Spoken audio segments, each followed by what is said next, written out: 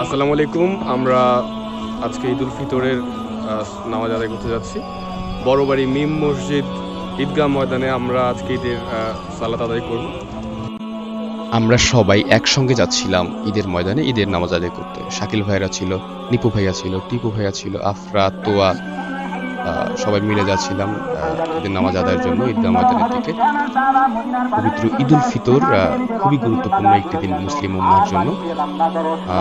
সারা বছর পর 1 মাস সিয়াম সাধনার পর এই দিনটি আসে। ঈদগাহে চলে আসছি আমরা।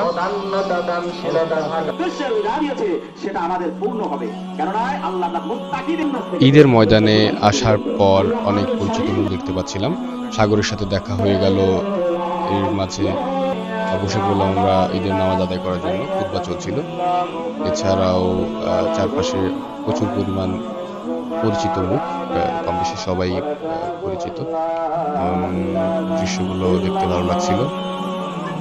আশরাফুলের সাথে ছিল এবং হঠাৎ করে শাহিন ভাইয়ের সাথে দেখা হয়ে গেল অনেকদিন পর।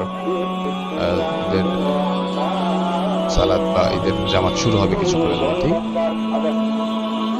ঈদের নামাজ শেষে কোলাকুলির পর্ব চলছিল। এখানে সবাই কোলাকুলির যে পর্বটি সেটি সেরে নিচ্ছিল।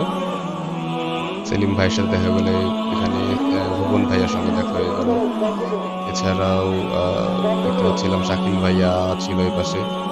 সবার সাথে এই পর্বটা শেষ করার পর আমরা প্রতি ঈদেই আমরা একটা বিশেষ আয়োজন থাকে মিলাদের বাড়িতে।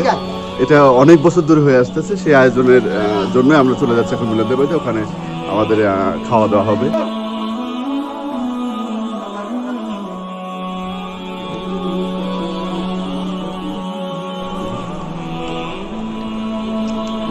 এইটা হচ্ছে মানে মসজিদের পাশে আমাদের পরিবার বাড়ি মিলনদের। এখানে আমরা প্রতি বছরে 2টা ঈদকে আয়োজনে তাদের বাসায় খাওয়া দাওয়া হয় এবং এটা হয়ে আসতেছে আমরা ছোটবেলা থেকে খাচ্ছি, অর্থাৎ আমার বাপদাদারাও কিন্তু এখানে খেয়েছে।